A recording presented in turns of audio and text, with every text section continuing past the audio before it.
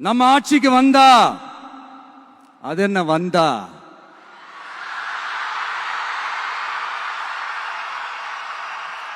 வருவோம். மக்கள் கண்டிப்பா நம்மளை வர வைப்பாங்க.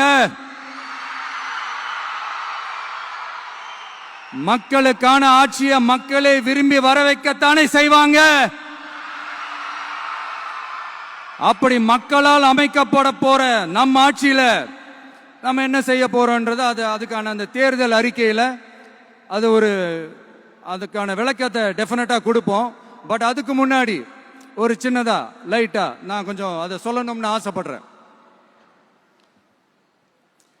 எல்லாருக்கும் நிரந்தரமான வீடு இருக்கணும்.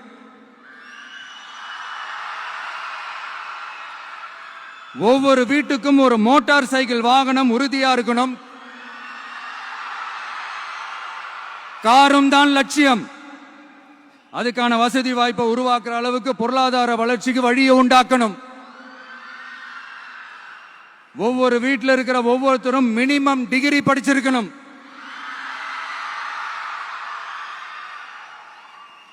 ஒவ்வொரு வீட்டிலையும் குறைந்தபட்சம் ஒருத்தருக்கு நிரந்தர வருமானம் கிடைக்கணும்.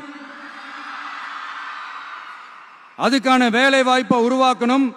அதுக்கு தகுந்த மாதிரி கல்வியில பாடத்திட்டத்தில் சீர்திருத்தம் செய்யணும். கவர்மெண்ட் ஹாஸ்பிட்டல்ஸுக்கு மக்கள் எல்லாரும் பயம் இல்லாம நம்பி போற மாதிரி மாத்தணும். பருவமழை காலத்தில் ஏற்படுற வெள்ளத்தால ஊரும் சரி மக்களும் சரி விவசாயமும் சரி பாதிக்கப்படாம இருக்கணும். அதுக்கு 4000 கோடி திட்டம்னு ஒரு உருட்டுனாங்களே, அந்த மாதிரி எல்லாம் எதுவும் இல்லாம உண்மையான ஒரு பாதுகாப்பு திட்டத்தை உருவாக்கணும். மீனவர்களோட, தொழிலாளர்களோட, நெசவாளர்களோட, அரசு ஊழியர்கள் மற்றும் ஆசிரியர்களோட கருத்து கேட்டு அவங்களுக்கான பாதுகாப்பு மற்றும் வளர்ச்சி திட்டங்களை உருவாக்கணும். உருவாக்குறது மட்டும் இல்ல, அதை செயல்படுத்தணும்.